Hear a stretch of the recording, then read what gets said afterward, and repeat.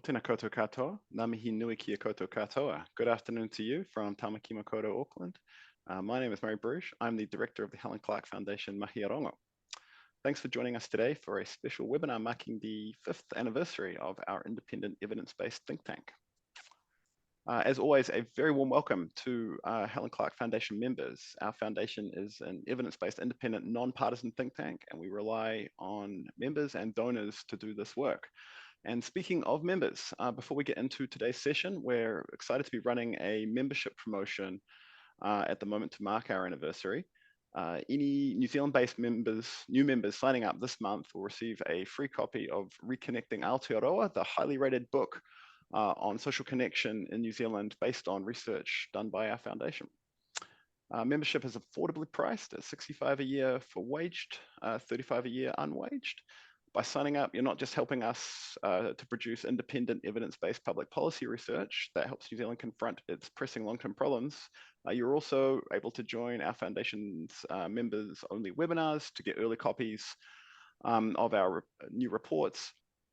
And you also get priority entry to foundation events. So please do consider joining us at Helen Clark, that's all one word, helenclark.foundation today. If you're not in a position to sign on as a member, please consider registering for our free email updates. Great way to stay in touch with the foundation and to get event notifications, and we'd be really happy to have you as part of our community. So before we begin the webinar, I'll just quickly note 2 events the foundation is hosting, one this week and one in a couple of weeks. So the first this week is an in-person and online event with urban planning visionary and former New York City Transport Commissioner Jeanette City-Khan. Jeanette will be speaking at the Aotea Centre, that's in Auckland, this Thursday night, with an introduction and Q&A by Helen Clark. If you're not able to attend in person, a live stream of the event should appear on the Auckland Council's Auckland Conversation website just before 5:30 this Thursday. And then in a couple of weeks' time, on April 3, our foundation will be hosting a webinar exploring long COVID with Professor Michael Baker, among others, that'll look at what long COVID is, who it affects, and what we should be doing about it. And you can sign up to that event on our website. Okay, to today's webinar. As we always say, if you haven't joined many of our webinars before, worth noting it's not a normal Zoom call, it's a webinar. That means your cameras and microphones are off, and there's zero risk anyone will see you or hear you eating your lunch. As always, we love having you ask questions during the webinar, and the best way to do that is to submit questions for the panelists via the Q&A function at the bottom of your screen. You can also see the questions that other people have put in there and like them with a thumbs up button. And the more likes a question gets, the more likely it is to be asked. Around about the 45-minute mark today, 12:45, we'll put those questions to our panelists. And finally, just to note, we're always looking to improve our webinars. We'd love to hear your views on today's session. You should receive a feedback form via email from Zoom in the next day or so, or possibly in the browser at the end of this webinar. That survey takes about 2 minutes to complete. We read them all, and they're very helpful for helping us design future webinars. That's it for housekeeping. So I'll now hand over to business journalist and New Zealand Herald columnist Fran O'Sullivan to introduce our panelists and moderate today's webinar. Thank you, Fran. Thanks so much, Murray, and it's a great pleasure to be here. Particularly pleased to be able to moderate this discussion with Helen Clark and Sir Geoffrey Palmer. I'm sure we'll all agree these are 2 former Prime Ministers of New Zealand who have an influential role in public debate today. Helen was Prime Minister for 3 successive terms from 1999 to 2008. She went on to head the UN Development Agency. She retains a strong interest in global affairs and recently co-chaired the independent panel on pandemic preparedness in respect of COVID. As I've described her many times, she is a true global public servant. To Sir Geoffrey was also Prime Minister between 1989 and 1990 in the 4th Labour government. I'm sure we'll all agree this was a challenging political period, but it's quite notable that Sir Geoffrey did use those 2 years at the top of political power to ensure major legislation that persists today, like the Reserve Bank Act, guaranteeing independence of our Reserve Bank, the Public Finance Act, and the Bill of Rights were passed. He's a renowned constitutional lawyer, and he went on to be appointed president of the Law Commission, among other things. So let's start with Helen Clark. Helen, New Zealand's foreign policy is in the spotlight. We've had the visit to Wellington of Chinese Foreign Minister Wang Yi, arguably the world's most powerful diplomat. The visit's been tightly orchestrated. You're a China watcher. You were really integrally involved when, as Prime Minister, you took those first major steps towards getting New Zealand a free trade deal. You've been around this for quite a long time. Give us a readout on what you think the key issues would have been from Wang's agenda.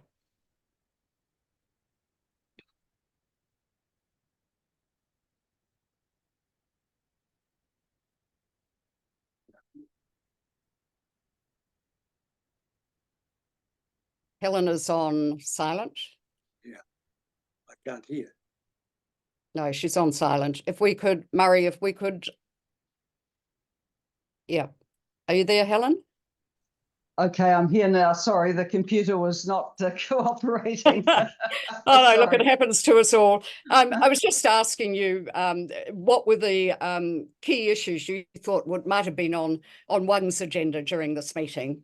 So I think the two parties probably came to the meeting with slightly different agendas, but I think on both sides there was also a determination to accentuate the positive in the relationships.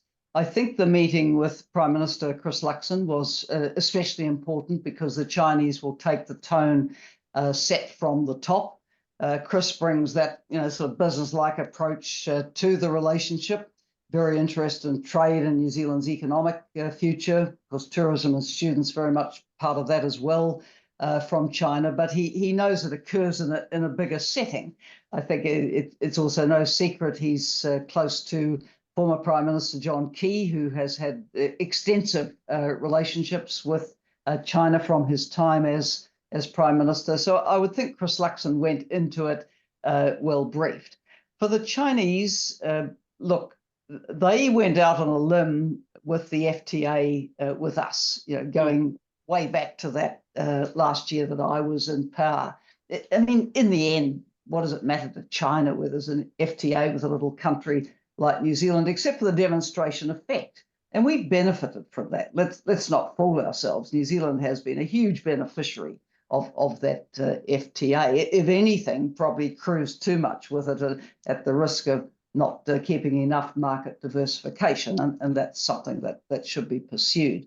But I think what is probably uppermost in the Chinese mind at the moment is to what extent is New Zealand departing from its more known foreign policy settings of the independent foreign policy.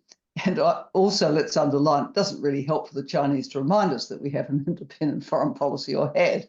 But we have traditionally navigated a course between being a small Western democracy with very strong values around freedom of speech and human rights, but also knowing that we have to butter our bread. We have to trade. And the reality is that our best friends in a values sense, the European Union and the US, have not been forthcoming either with a quality free trade agreement or one at all. The EU agreement was well below what we've settled with others, and we've never got the US into a free trade relationship with us. The big hope was the Trans-Pacific Partnership, but then that was stopped by the Trump administration, and they've never joined the Comprehensive and Progressive Partnership, which replaced that. So those are the two mindsets, I think, that the two parties came to the meetings. But I think we have to say that yesterday, publicly, it has gone well. I think the Prime Minister's role in that was very important. And if yesterday's meeting was also raising the prospect of a higher level visit, and probably one would think at Premier level, that's very constructive. We've had very senior visits from China over a long period of time. I've hosted them, John Key's hosted them, et cetera, and well before us. So let's hope the stage was set for a successful senior level meeting. Behind the scenes, of course, AUKUS was no doubt raised, and I think the Chinese readout has talked about that, but not the New Zealand one.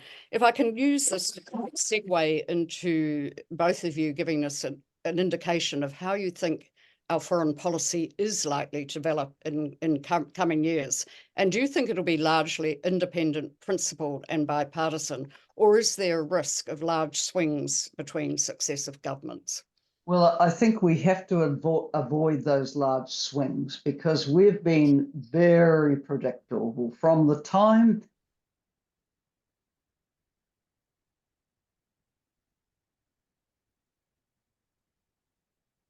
I think we've lost Helen. Geoffrey, would you like to just pick Yes, that well, up and bring I Helen quite back? agree with Helen about Mm. that we don't want big swings in our foreign policy. Mhm. And I just want to recall that in 1987, in an earlier era, I did a long state visit to China, and I was impressed by two things. The public servants that I met and who accompanied me were extremely able and acute people. The second thing was we had an ace in the hole in those days called Riwi Ali. Riwi Ali was a very important person in the whole of the Chinese system of government for many years. And he spoke well for New Zealand as a son of New Zealand. And I will recall a big meeting at the Great Hall of the People that was held for me. And when Riwi Ali walked in, the whole of the assembly stood up in respect to him. That's how much mana he had. Mm. And I do think that that was an extremely important and useful help. The Australians didn't quite understand how we got this leverage. Yeah. So I think the other thing to say about it is that the independent foreign policy was hard won.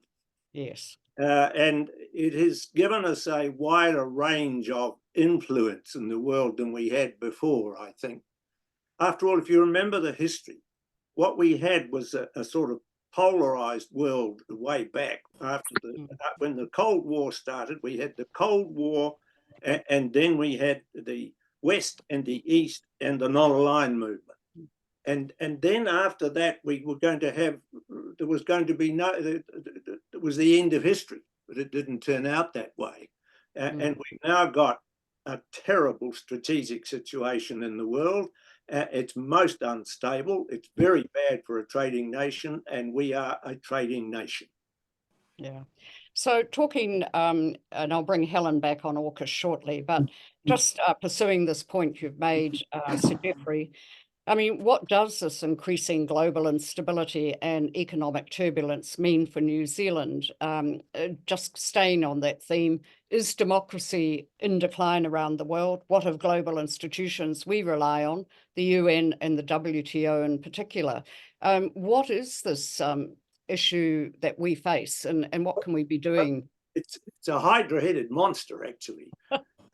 What you've got is state of emergencies, uncertainties and instabilities almost everywhere. And that is a very dangerous situation strategically in global terms. We've got the decline of the world-based rule of order. The UN Security Council is handicapped by the fact that one of its permanent members who have the veto power has in fact gone and invaded another sovereign country. And then we've got the terrible situation in the Middle East, the like of which we cannot tell is going to happen there. So this is a very hazardous time for a small and remote island nation that depends on overseas trade, because that has been accompanied by a worldwide decline in democracy in the last 30 years. We now know that democracy is not inevitable. There have been increasing numbers of populist and authoritarian regimes. And it appears really that not telling the truth, polarizing the population, being populist, produces a whole lot of very bad things for democracy. And what New Zealand has to be careful about is to ensure that it as one of the oldest democracies in the world, should remain a robust democracy, and we shouldn't be put off by these terrible tendencies. We've got to stand firm against them. That's sobering. Helen, if I could just take you back. I mean, we were discussing, you know, these issues of, you know, having major swings between different governments on foreign policy, that potential. But I did want to just get your view on AUKUS. Do you feel we are likely to enter AUKUS Pillar 2, and should we carefully debate that, or is this something we should not go into? Well, firstly, before my laptop malfunctioned, I was making the point that it's very desirable that New Zealand keeps the independent forest policy settings, which have more or less been bipartisan since 1987, when Labor won convincingly on the nuclear-free policy and the National Party came on board.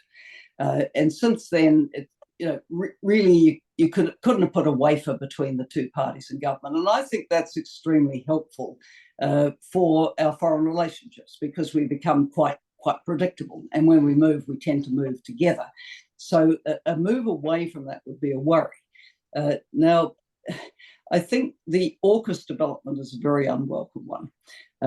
Firstly, because in this day and age, it looks a little odd for three of the Anglo powers to be setting up a fresh military arrangement in the South Pacific. They didn't invite the Canadians either, by the way, but prima facie, it seems odd. Now, there has been the talk of Pillar 2, which would give access to various defence technologies and possibly equipment. And let's underline, New Zealand has not been invited to join Pillar 2. And I think that was made quite clear in a recent call between the senior political official at state and the New Zealand government. But if we were asked to join, why would we join? I'm certainly not convinced, and many I talk to are not, that it would give New Zealand access to anything it couldn't otherwise access, that it actually needs. I mean, do we need an offensive cyber warfare capacity, for example, on defence? I mean, we certainly need, you know, cyber defence for our vital systems and so on, but do we need it for warfare? I really question that. I'd also say that at the moment, following the Australian media, AUKUS is looking a bit rocky, because the Australian purchase of the US submarines has an agreement which is full of caveats from the US side. And those caveats say that the subs will be supplied if it doesn't, in effect, interfere with the US meeting its own needs. And apparently its shipyards are well behind, low capacity, that they're hardly servicing their own needs at the moment. So whether they actually release submarines to Australia is quite another matter. There are people on the record, not only Paul Keating, who's been very outspoken, but also Malcolm Turnbull and Gareth Evans, the former foreign minister, saying that this really doesn't look like the brightest move for Australia. They say Australia, yes, they agree it needs subs, but they think that they would be better served at this point by a more significant fleet of conventional subs. So, look, I think for New Zealand, we just need to hold our nerve and look very seriously at whether this offers us anything that we really need, and whether the risk of going anywhere near it is sufficiently great as to jeopardize other relationships, not least the one that was in the spotlight yesterday with the visit of the Chinese foreign minister. I think it would be seen as a departure from New Zealand's traditional positioning, and really for no good reason. Yeah, just in brief, Sir Geoffrey, one of the issues which has, you know, kind of been raised in Australian media is, in fact, whether this coming together in a more close fashion between our foreign and defence establishments, whether that could lead to New Zealand rejoining ANZUS in some form. Do you think this is a dead letter? Well, I think it would be exceedingly difficult to do that, because people have to remember that ANZUS is quite a different sort of alliance than NATO. It's much looser. The obligations of it under it don't lead to immediate results. And I don't think it would be a practical matter, because you have to negotiate the treaty again. You'd have to go through the Senate process. And one has to remember this about the current position of the United States. There's been a decline in democracy in the United States of quite a serious proportion. It's a polarized country. It's not working very well at the moment. And the prospect of a Trump administration leads to a whole range of unpredictability on all fronts. And one has to be extremely cautious about that. Mm-hmm. Thank you. I think at this point we'll segue into talking about the domestic environment. I mean, clearly we had an election last year. There's been significant changes. A lot of prior legislation has been repealed at pace. We've had issues around the RMA, and obviously also a significant degree of kind of controlled unrest at Waitangi this year. I think if we can just start with that. Sir Geoffrey, is the treaty status as a founding document safe, or does this current debate around a referendum on the treaty's principles suggest it might be under threat? I think it's never a bad thing to debate matters, but I think you've got to remember that there's some fundamental issues about the treaty. The treaty came about because we were part of the British Empire. The British Empire was the most powerful thing going, and they did not want to take over New Zealand unless they got the agreement of the indigenous population. And what they did was to negotiate the treaty. And the treaty, of course, led to a whole lot of European settlers coming who wanted land and wanted a lot of it. And that led to the New Zealand Wars. There was a fundamental misunderstanding between Maori and Pākehā as to what the wording of the treaty was. And in fact, the Maori didn't think they were giving away what the British thought they were giving away.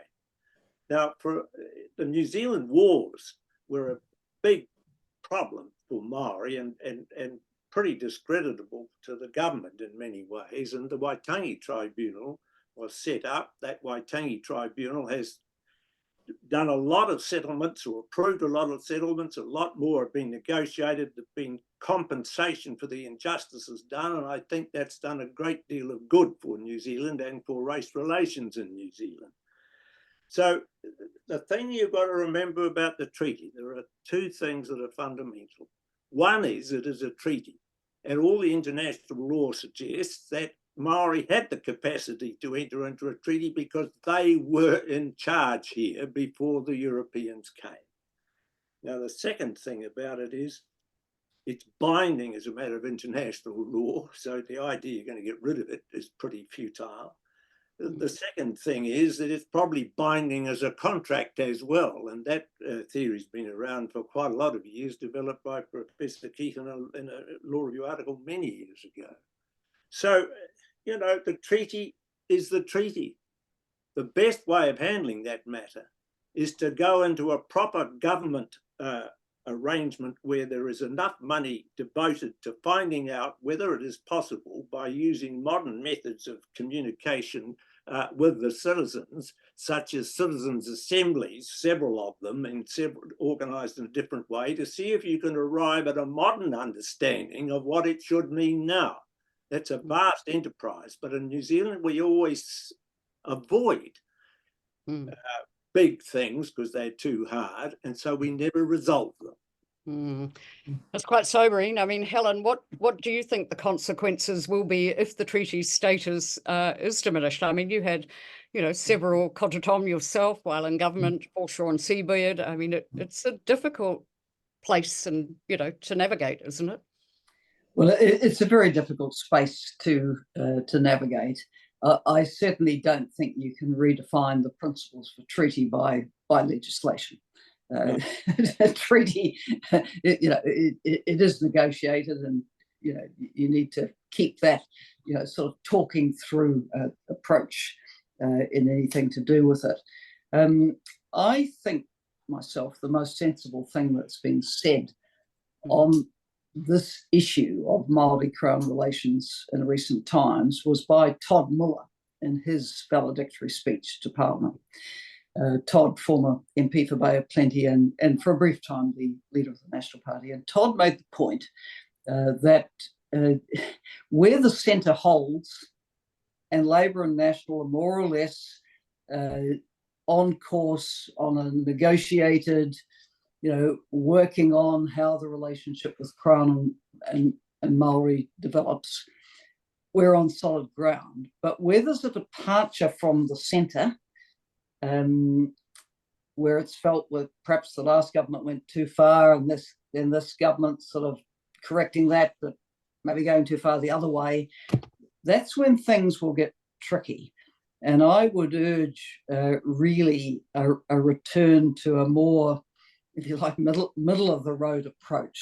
Look, we're in one country. We recognise the special status of Indigenous people. We have a treaty. We have a huge body of law and institutions and policy and practice around that. But let's just keep our heads here and not see what we've achieved as a country with this sort of cautious moving forward of the past to something that's immeasurably different from what New Zealand was when I grew up, and for the better.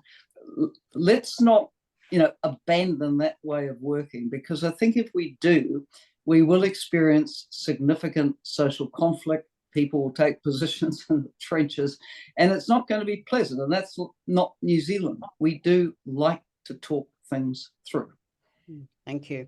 Could I just add, the most dangerous thing we face is a polarized society over this issue, and that we must avoid.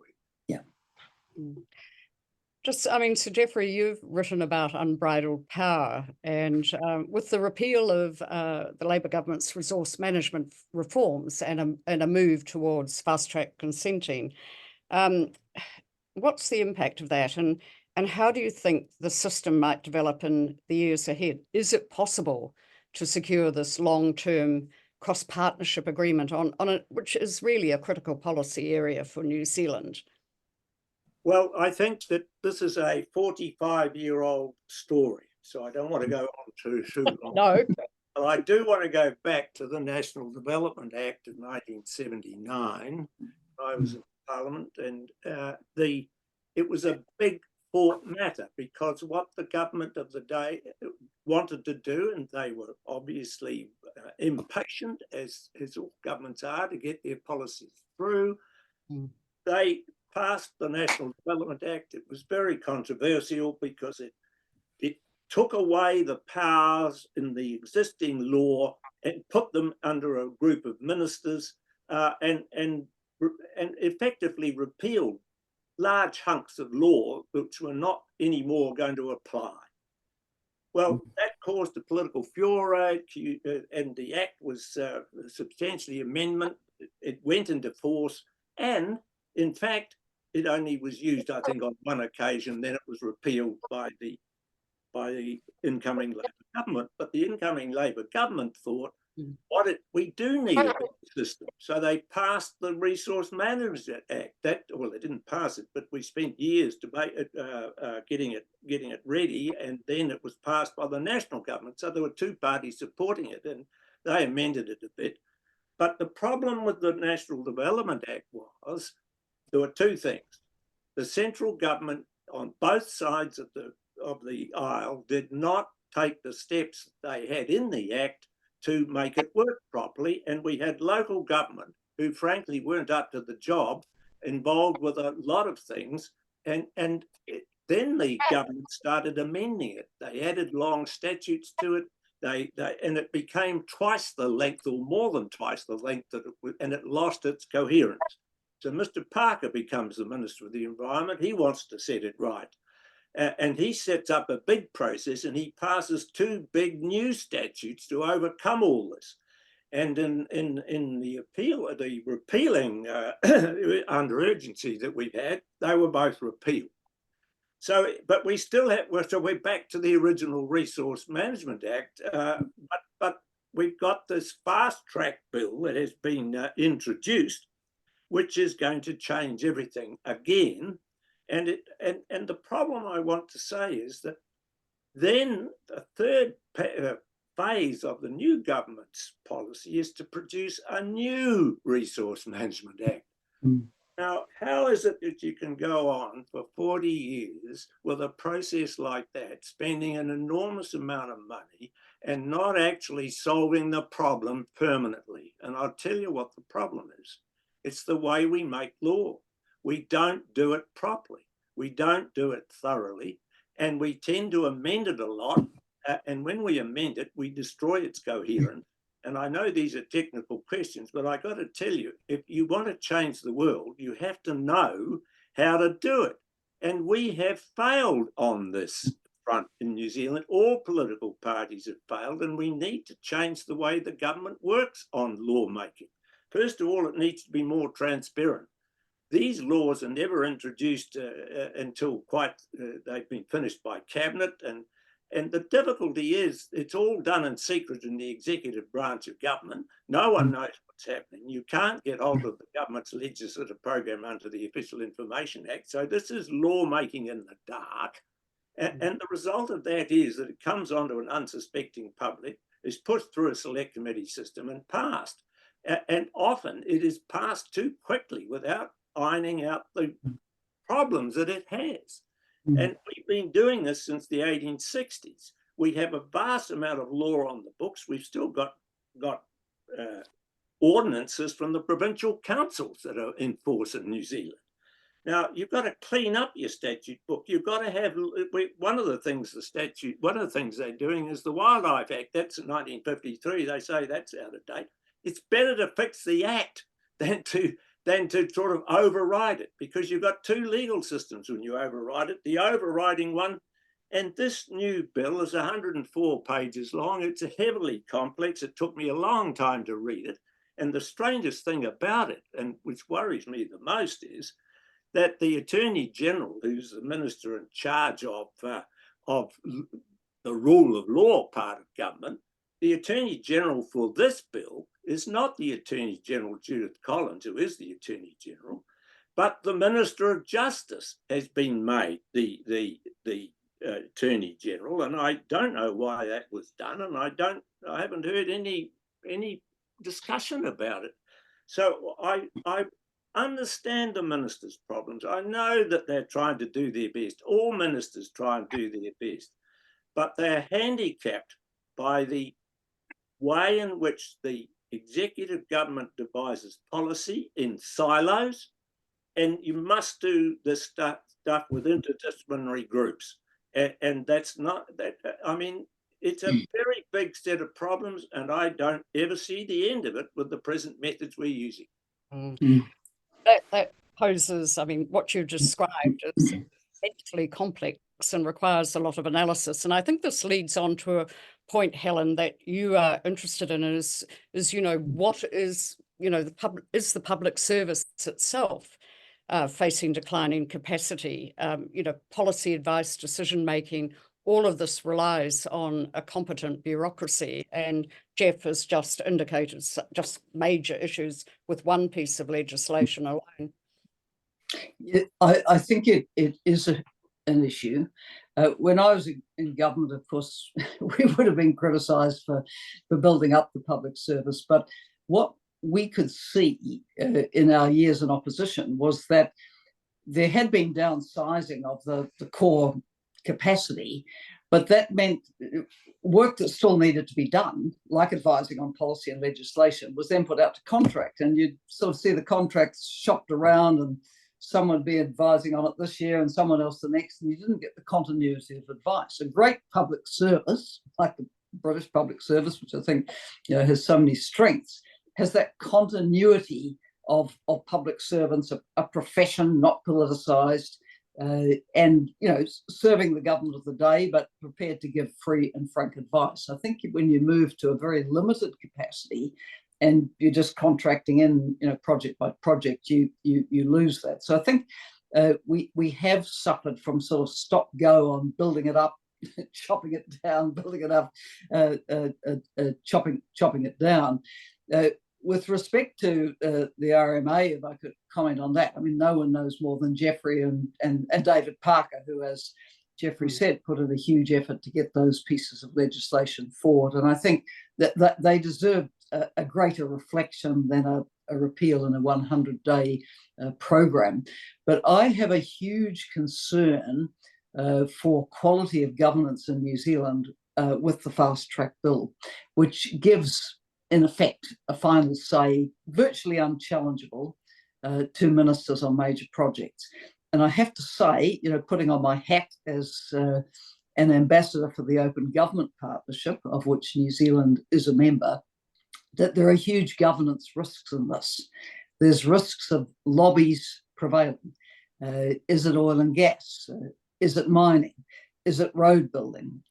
Is it the iron sands people of Patia? That the development lobby comes in. This is a government that wants some quick economic growth, but to get consents politically approved without communities, advocates for the environment, for water quality, etc., without people getting a fair say in the planning process. I think this is very, very fraught and also runs, let's be honest, corruption risks. I chair the Extractive Industries Transparency Initiative, which New Zealand is not a member of and should be, where we have good governance standards that try to flush all the arrangements between governments and extractives companies out. But I think we're going to start to look less good quality, if you like, in our governance if we persist with these kinds of pieces of legislation. Geoff? I can add to that the problem is the greater power you give to a small group of people, the greater the possibility of abuse if abuse happens, the dangers that it can occur. And it is just the whole idea of democracy is that people should have some participation in decisions that affect them. And that cuts a lot of that off. And it is a question of degree. It is important to improve the situation and not have too many delays. But in fact, the manner in which you do it is critical. And why would you repeat the history when it failed before? Very good point. I'd just like to turn a little bit to the environment, the polarized environment that you both talked about earlier. And Helen, you were closely involved during the pandemic and also in thinking about some of those policies that you were involved in, Trans-Tasman and so forth, and the work with Peter Gluckman. But the policies implemented by the government at the time were perceived by a sizable portion of the population as negative to them. And freedom of speech has become an issue. How do you see this developing? I mean, how do we get a fit for future environment? What is the impact of worsening culture wars? How do we steer our way through this? Yes, I think this is very difficult, and we'll be writing books and articles and commentary about how the pandemic was handled for a long time. And let's face it, we saved a lot of lives. I think a fundamental problem was that the vaccines came too late. So people by the end of 2020 were feeling pretty happy, right? We had a COVID-free Christmas. The government actually was elected with a huge vote by MMP standards. But then it started to fall apart because while the British were getting shots in arms by December 2020, our vaccines did not roll out generally till well into the year. And as everyone knows, I now have a dad who's 102. Well, back in 2021, I could not get him his first vaccines till around the August period. This is ridiculous. In the UK, people that age had them at least 7-8 months before. And so our only tool to fight the pandemic was these lockdowns and isolation and so on. And that took its toll. And I think the coup de grace was the Auckland lockdown. With Delta, 4 months. I didn't see my husband for 4 months. Everyone was put under strain with the Auckland and significant part of the Hamilton, Waikato area lockdown as well. So frustration started to grow. And in that environment, misinformation thrived. The longer the vaccine took to come, the more the cynics and the anti-science people were able to get some traction. So then we go to that dreadful business at the beginning of the year when we had the parliamentary protest, 2022. Now, the police made a mistake. The police should not have tolerated people staying the first night. You know, we've had very sizable and quite angry protests, I know, some were against me and my government, but people went home at the end of the day. Once you see signs of people not going home, you have trouble. And to let it bed in like that and then have a very messy disbanding of it sometime weeks later was difficult. So we've got all the legacy of that. Somehow, in a very polarized environment now, with social media as an unmoderated platform for people to say whatever they want, whenever they want, to whoever they like, we've lost a lot of civility in public discourse, and somehow through reason we have to pull that back. But are our politicians helping with that, or are they upping the rhetoric? I mean, you know, we all noticed Winston Peters' speech on Sunday, which was completely over the top and has upset everybody, not just the opposition, but it's upset the Jewish community, because you don't invoke the memory of the Holocaust and Nazism just for, you know, any old insult you want to throw around. So I think we need some more maturity among our politicians and people setting a better tone for civil discourse in New Zealand. So Geoffrey, well, the problem is that we've got a group of new politicians now. There are 42 members of parliament who were new, and only 7 of those had been in any previous parliament. And so they have to learn, and there's a lot to learn. It's a very unusual environment, parliament. It takes them a long time to get their feet. And what happened with COVID disabled the New Zealand government. It was such an enormous issue. It took so much, the civil service was completely exhausted by it. They had to change the whole of the way cabinet operated so they could put it through have meetings online. I mean, they did a lot of things, but they were exhausted at the end of it, and so were the public. And I think that led to a whole disintegration of people's faith in the ability of having a good life. And I think that when the floods came and we had those terrible disasters where we've had many separate disasters in New Zealand, one on top of another, which have been very, very difficult for any government to handle. And people have to be patient because no government can do everything at once. And there are so many demands upon it that it's impossible to meet them all. And so you have to have a strong sense of community underlying that you're all trying to row in the same direction, as if there were a war on. I mean, New Zealand was fantastic in the war. We had rationing, we did all those things when we got through it with a strong sense of community, but we're dividing here, and that's not good. Mm-hmm.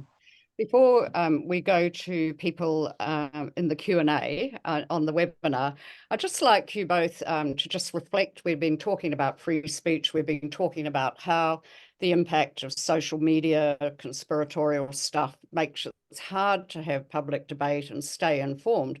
And I might add, just as a member of the media, the constant stinging by people who should know better of media doesn't make you feel all that good either. So, but one of the questions I have is the state of media today. I mean, we have seen a major shift. I think the Atlantic Journal referred to it as potentially an extinction event. We've seen downsizing. I think Jack Tame will be the only current affairs host of TVNZ in the near future, and also obviously News Hub disappearing. What do you think we need to see there to ensure that we do have communication and also platforms for sensible discourse that doesn't polarize? Well, you have to have free speech in a democracy. I remember when I was at the Law Commission, I recommended we get rid of the law of sedition, which is why colonial governments suppressed dissent. And there's no sedition law in New Zealand anymore. And it is important, of course, that you have proper discourse. But you know, I think the media, as they said in Britain a long time ago, the press gallery is the fourth estate. they are the ones who are to guard against abuse. And if your media is weakened, if its business models are entirely broken, a lot by what's going on in Silicon Valley, then you can't employ journalists. And we do have good journalists in New Zealand. We still have quite a lot of them, but you can't see this destruction of proper communication go on, because it'll end up in where the people where the government is trying to communicate to people, it hasn't got any way of doing it. That's no good. Yes, so just coming in on that. Firstly, what's happened at News Hub is extremely distressing. And TVNZ's completely lost the plot. I mean, it has a mandate as a public broadcaster. And if it can't run long-form current affairs and can't do basic consumer affairs program like Fair Go, which has been very successful for half a century, what is it? It's also proposing to drop significant news bulletins. So there needs to be a rethink at TVNZ. I wonder how much the management taking by way of costs. What about the white elephant on the corner of Hobson Street and Victoria Street in Auckland? Do you really need a empire building like that in today's age of public television? I think that we then need to look at the state of our print media. Obviously, Fran New Zealand Herald, part of NZME, also has radio, trying hard for business models which will generate the advertising to keep it going. I think we do need to look at the role of how we support public interest journalism. There has been discussion about the bill that the last government had before Parliament, which is still at a select committee, which only requires a platform on which media can negotiate with the platforms like Google, Facebook, etc., for some recompense, which they probably won't negotiate anyway. There's been talk of whether you should have a digital advertising levy, which would fund public interest journalism. Of course, that has to be seen as apolitical. Otherwise, it's got to be at a great distance from politicians. But by and large, New Zealand On Air and its funding mechanisms have worked. I think when we replay the record, the RNZ-TVNZ merger that the last government proposed was not a stupid idea. It was like putting the old NZBC back together, where you had radio and television and presumably a shared newsroom. Unfortunately, it was so badly handled that the idea got lost in the ether and far too much was spent trying to do it. But we need to be concerned about democracy dying in darkness. If we don't have pesky journalists asking irritating questions and trying to get to the truth of the matter, we're not going to be a well-functioning democracy. So whether we like or don't like anything that someone may have said about us or commented on our views or ideas, that's irrelevant. We have to have a strong fourth estate. Thank you. We've got quite a few questions and we won't get to them all, but one from Sunit Prakash. It's interesting that the visit from China comes so close to the Deputy PM's visit to India. Does the panel see changes in the relationships with that power? Clearly, New Zealand is looking to keep building the relationship with India, which has always been thin, which is interesting. I mean, we've conventionally said, well, we share English as an official language, we have cricket, and we, have a sort of common parliamentary background, all going back to the British Empire, which is of less interest to any of us these days. But we need a modern relationship that covers trade, tourism, students, etc. I mean, I hear, there's obviously a lot of interest in the government in pursuing this. I think if it's seen as part of a distancing from China strategy, that won't be so helpful. We need good relationships with both these very, very significant countries. Everything I hear is that a free trade agreement of the quality that we have with China is just not in prospect. So let's not fool ourselves that you can turn off dairy trade with China and send it to India. That's not going to happen. But, in general terms, yes, building the relationship with India is a good thing. So, Geoffrey, if I could just go with a question to you. You were a strong advocate of the reality of climate change. And this is from Peter Fowler, going back to when you were Deputy PM in the late 1980s. 30 years. All right. 30 more years later, nothing meaningful has really happened to stop it. What do you think is the main reason, and realistically, can it be over? I did a lot of teaching on climate change in the United States and in New Zealand, and the real problem is the negotiation of the international instruments that you can get consensus on, and that's we're losing that race. It's very clear that we've already lost the 1.5%.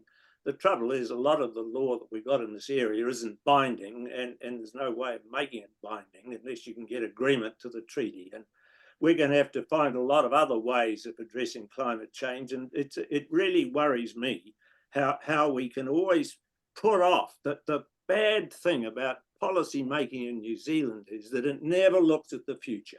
It never looks beyond the next election. We're worried about the next election. Parties want to win the next election. If it's not going to be a problem before then, we won't do anything about it. We've done something about climate change. We haven't done nearly enough. The whole planet is going to be embroiled in terrible, difficult situations of the sort that we've already seen in New Zealand. It's readily foreseeable that climate change would produce the difficulties in the North Island and in Auckland and around Gisborne and the East Coast that we've seen. It was absolutely predictable. We did not do anything to guard against it in advance.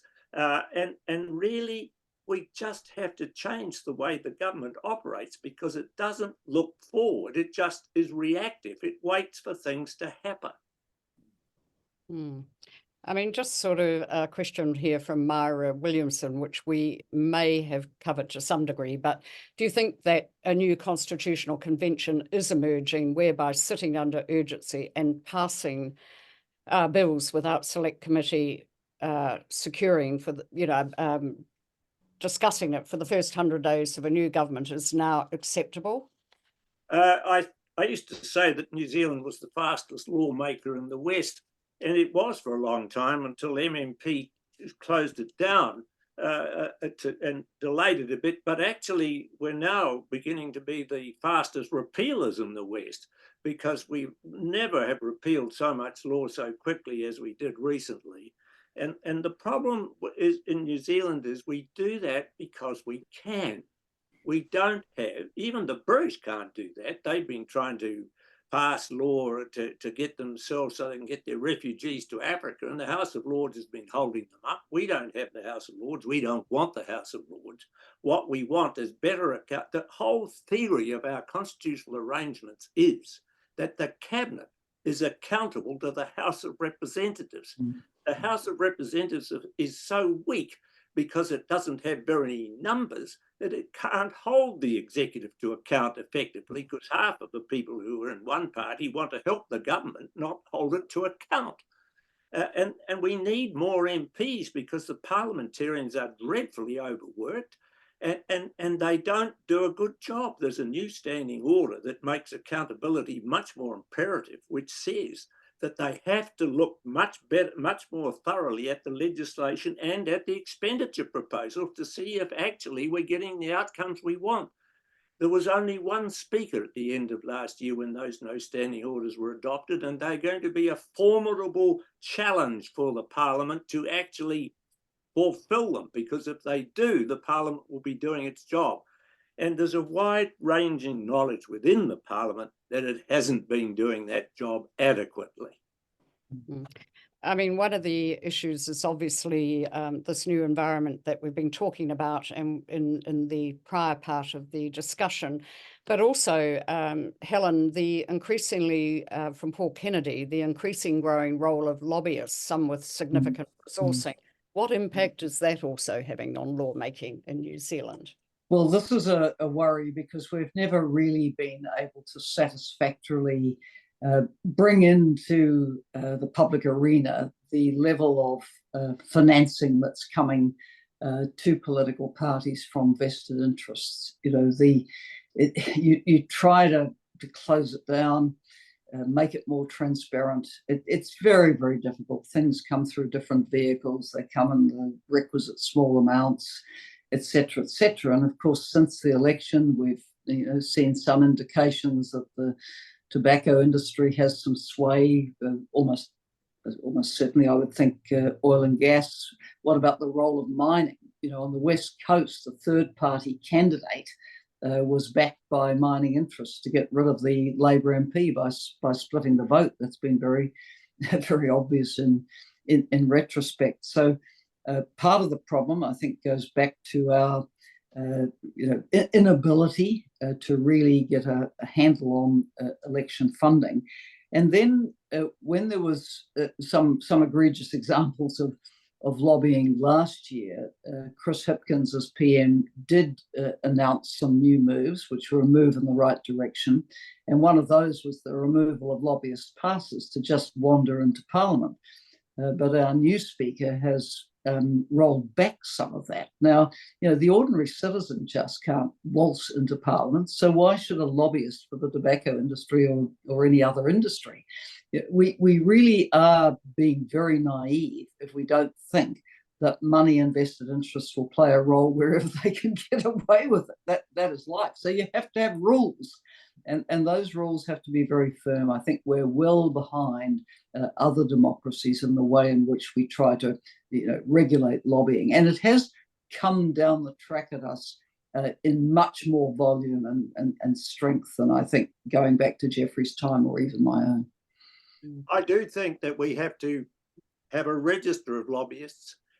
They have them in most other countries. I worked with a group at the University of Auckland not long ago, and I've written about this in a chapter in a book that's coming out soon, which says we really have to get on top of this because transparency is terribly important in a democracy. You have to know who is talking to whom and how. You can't stop, of course, MPs talking to their constituents. They have the freedom to do that, and anyone has the freedom under the Bill of Rights to impart information. But you have to know about it, and we are very, very... I remember years ago reading a book called Politics, Parties and Pressure Groups by V.O. Key. Pressure groups have become much more influential in New Zealand politics in the last 40 years than they used to be. There are many more of them, and some of them have complete access and they get what they want, and they do contribute large amounts to party funds, and that the funding of elections is really important. Influence should not only go to the rich. Mm-hmm. Just one very quick, easy toss to both of you before I go back to Murray. Role of think tanks. Should we hear more of them? Should there be more debate? Quickly, yeah. well, the whole point of this foundation, Helen Clark Foundation, was to, do some work on policy briefs and recommendations and get some public debate about key issues. I think that's part of having a vigorous civil society.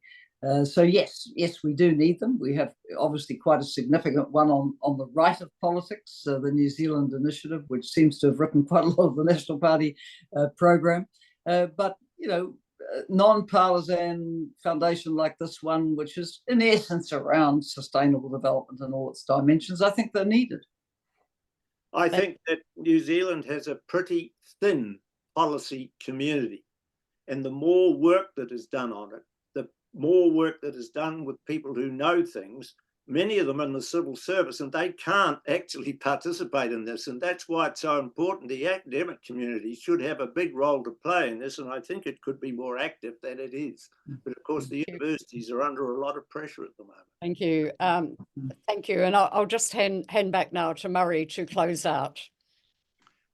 Thanks, Fran. I'll quickly summarize today's discussion. So our panelists reflected on the benefits of New Zealand's bipartisan approach to foreign policy, which helps ensure New Zealand is predictable in the way it engages in the world. On the treaty, the benefit of debate, but also of the fundamental importance of accepting that the treaty is, I guess, a foundational document, is binding in terms of international law and probably in terms of contract law, and Todd Muller's quote on the importance of the political centre holding in terms of New Zealand's approach to treaty issues. And also, I think the warning from one of our panelists about the dangers of New Zealand society polarizing on that issue. Some reflections on fast track, the central problem being that we don't make law properly in New Zealand, and that's partly reflected in the fast track legislation. I think so Geoffrey's evocative phrase, lawmaking in the dark, and the need for a more transparent and deliberative process. On public service capacity, I guess the seesaw between building up a capable, effective public service versus downsizing that and the cost savings that come with that, but the potential risk of losing long-term capacity and expertise from the public service itself. The importance of journalism, public interest journalism, the fundamental importance of that to a functioning democracy. Also, some reflections on the pandemic and the